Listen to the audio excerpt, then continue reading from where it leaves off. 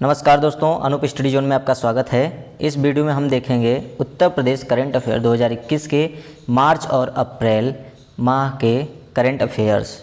तो बिना देर के चलते हैं अपने टॉपिक पे। पहला हमारा सबसे ज़्यादा एयरपोर्ट बनने वाला जो प्रदेश है बन गया है मेरा, यानी कि उत्तर प्रदेश जो है देश में सबसे ज़्यादा एयरपोर्ट बनने वाला प्रदेश बन गया है। और लखनऊ व वाराणसी के बाद कुशीनगर जो है तीसरा अंतर्राष्ट्रीय एयरपोर्ट होगा तथा अयोध्या व जेवर भी अंतर्राष्ट्रीय स्तर के एयरपोर्ट होंगे। वर्तमान में जो है यह जो है 10 एयरपोर्ट का निर्माण का कार्य जो है चल रहा है। नेक्स्ट देखते हैं, पॉड टैक्सी में सफ़र, यानी कि पॉड टैक्सी में सफ़र इसका मतलब क्या है? इसका मतलब यह है कि प्रदेश की जो पहली पॉड टैक्सी जो है वो नोएडा एयरपोर्ट से शुरू होगी और पर्सनल रैपिड ट्रांसपोर्ट यानी कि PRT या फिर पॉड कार या पॉड टैक्सी, ये तीनों नाम जो हैं एक ही नाम है, ठीक है। और पॉड कार को जो है सौर ऊर्जा की मदद से चलाया जाता है। इसको पूरी तरीके से जो है संचालित बनाया गया और इसके जरिए 3 से 6 यात्रियों का एक साथ एक बार में लेके जाया जा सकता है, ठीक है। नेक्स्ट देखते हैं, विधान परिषद में 7 विधेयक पारित, यानी कि जो उत्तर प्रदेश विधान परिषद है उसमें 7 विधेयक जो है पारित किए गए हैं। वो कौन कौन से हैं आइए देखते हैं हम लोग। पहला है हमारा उत्तर प्रदेश शिक्षा सेवा अधिकरण विधेयक 2021। दूसरा है उत्तर प्रदेश भूगर्भ जल यानी कि प्रबंधन और विनिमय संशोधन विधेयक 2021। तीसरा है उत्तर प्रदेश चलचित्र यानी कि विनियमन संशोधन विधेयक 2021। और सोसाइटी रजिस्ट्रीकरण यानी कि उत्तर प्रदेश संशोधन में हुआ। और पांचवा है उत्तर प्रदेश गन्ना पूर्ति तथा खरीद विनिमय, ये दोनों इसमें। नेक्स्ट है हमारा यानी छठवां है उत्तर प्रदेश राज्य क्रीड़ा विश्वविद्यालय विधेयक। और सातवां है राज्य आयुष विश्वविद्यालय यानी कि उत्तर प्रदेश द्वारा संशोधन किया गया है ये, ठीक है। नेक्स्ट देखते हैं, यूपी बोर्ड परीक्षा के लिए हर जिले में बनेगा मॉनिटरिंग सेल, यानी कि यूपी बोर्ड की हाई स्कूल व इंटरमीडिएट की परीक्षा में नकल को रोकने के लिए गत वर्ष की भांति इस बार भी सभी जिलों और राज्य स्तर पर वेबकास्टिंग के माध्यम से परीक्षार्थियों की निगरानी की जाएगी। नेक्स्ट देखते हैं, ATR-72 विमान। ATR-72 विमान क्या है? अयोध्या के श्री रामचंद्र एयरपोर्ट से जल्द ही ATR-72 जैसे विमानों का संचालन किया जाएगा और यह जो है केंद्र सरकार ने इसके लिए 250 करोड़ रुपए दिए गए हैं, ठीक है। नेक्स्ट देखते हैं, भारत खंडे संगीत संस्थान बनेगा संस्कृति विश्वविद्यालय, यानी कि राजधानी जो है लखनऊ स्थित भारत खंडे संगीत संस्थान यानी कि डीम्स यूनिवर्सिटी और जो है कि संस्कृति विश्वविद्यालय बनेगा और इसके जो है इसे जो है राज्य विश्वविद्यालय का दर्जा मिलेगा। यह संस्कृति विभाग के अधीन संचालित होगा और इस विश्वविद्यालय में सिर्फ संगीत, नृत्य आदि के पाठ्यक्रम में ही नहीं बल्कि चलचित्र यानी कि चित्रकला, मूर्तिकला, नाट्यकला, अभिलेख और पुरातत्व विभाग से जुड़े पाठ्यक्रम भी चलाए जाएंगे।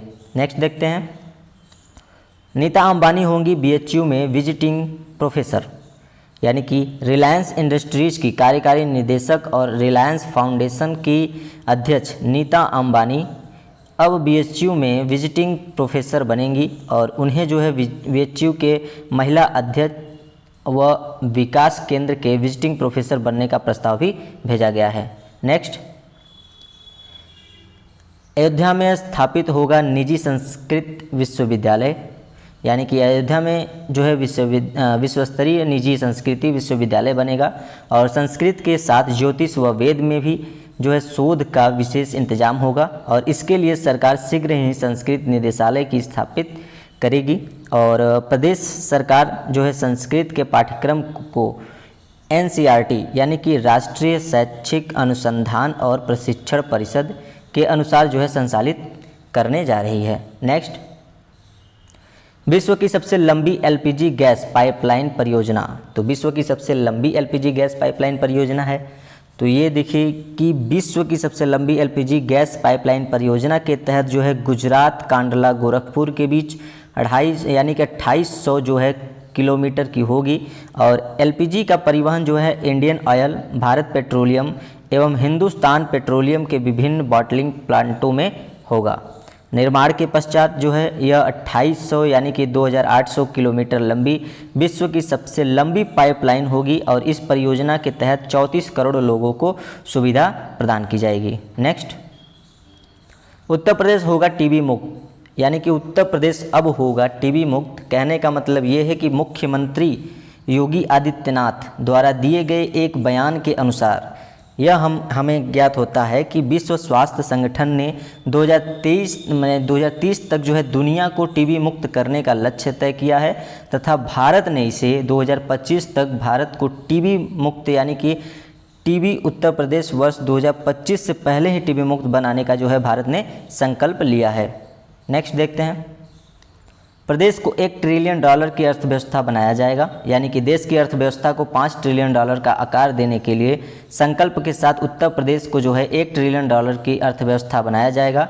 और वर्ष 2015 और 16 में जो है उत्तर प्रदेश की अर्थव्यवस्था देश में जो है 6वें स्थान पर थी। अब यह देश की दूसरी सबसे बड़ी अर्थव्यवस्था है और 2015-16 व 2016-17 में जो है प्रदेश में बेरोजगारी दर जो है 17.5% थी, जो वर्तमान में घटकर 4.1% रह गई है। नेक्स्ट देखते हैं, अनाज से बनेगा एथेनॉल। अनाज यानी कि जो अनाज थे उससे अब एथेनॉल भी बनाया जाएगा। यानी कि कहने का मतलब ये है कि प्रदेश सरकार की जो है कैबिनेट बैठक में आबकारी विभाग की जो है एथेनॉल बनाने की नई नीति को मंजूरी मिल गई है। यानी कि अभी तक जो है सिर्फ यानी कि सिरे से ही एथेनॉल बनाया जाता था, पर अब उसे खराब अनाज यानी कि जो अनाज वेस्टेड होता है उसे, जैसे कि आलू हो गया, चुकंदर हो गया, स्वीट हो गया, सोरगम आदि से जो है एथेनॉल भी बनाया जाएगा। नेक्स्ट देखते हैं, स्कूल ऑफ राम।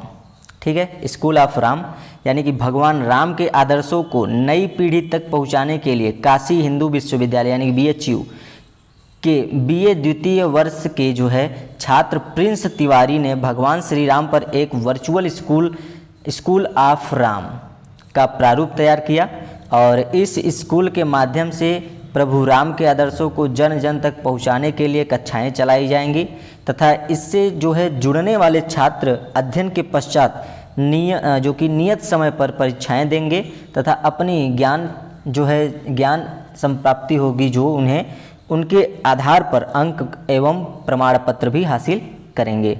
नेक्स्ट देखते हैं, सिद्धार्थनगर का काला नमक चावल बना देश का पहचान। यानी कि प्राकृतिक सुगंध के साथ कई बीमारियों से लड़ने में सक्षम प्रदेश की सिद्धार्थनगर जिले का काला नमक चावल अब पूरे विश्व में अपनी पहचान बना चुका है। यानी कि उत्तर प्रदेश सरकार द्वारा वर्ष 2018 में लागू की गई एक जनपद एक उत्पाद योजना ने इसमें जो है उत्प्रेरक की भूमिका निभाई और काला नमक चावल जो मधुमेह रोगी हैं उनके लिए अत्यंत लाभकारी होगा, क्योंकि इसमें जो है शुगर की मात्रा नहीं के बराबर होता है। यानी कि शुगर की मात्रा अत्यधिक कम होता है, यानी कि होता ही नहीं है एक तरह से मान लीजिए तो। और इसका जो चयन है वो कुपोषण के लड़ने के लिए भी किया जाता है।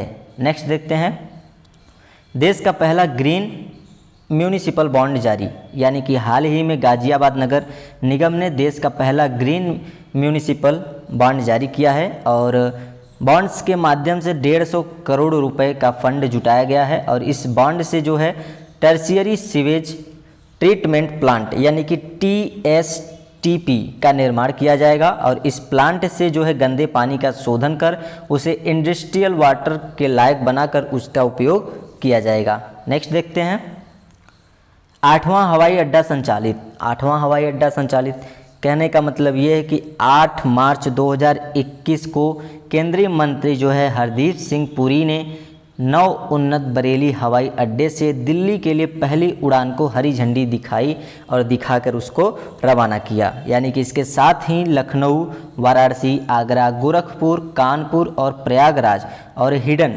के बाद बरेली आई है वो 8वां यानी कि उत्तर प्रदेश में संचालित होने वाला 8वां हवाई अड्डा बन गया। और बरेली हवाई अड्डा उड़ान हो गया के तहत जो है संचालित होने वाला 56वां यानी कि 56 हवाई अड्डा है। नेक्स्ट देखते हैं, प्रदेश में बनेंगे टॉय क्लस्टर, यानी कि प्रदेश के 4 जिले यानी कि झांसी पहला, दूसरा वाराणसी, गोरखपुर और चित्रकूट में टॉय क्लस्टर बनाए जाएंगे। इसका उद्देश्य बस यही है कि पारंपरिक एवं आधुनिक खिलौना उद्योग को प्रोत्साहित करना। नेक्स्ट देखते हैं, हाल ही में योगेश प्रवीण का निधन हो गया। अब योगेश प्रवीण कौन है और ये मतलब किस पद पे थे, ये सब जानते हैं हम लोग। आगे देखते हैं वीडियो में कि इन जो है इंसाइक्लोपीडिया ऑफ लखनऊ, यानी कि प्रवीण जो है योगेश प्रवीण, इन्हें कहा जाता था इंसाइक्लोपीडिया ऑफ लखनऊ, यानी कि इनके नाम से भी जाना जाने वाले अवध की साहित्यिक दौलत पद्मश्री डॉक्टर योगेश प्रवीण का हाल ही में निधन हो गया।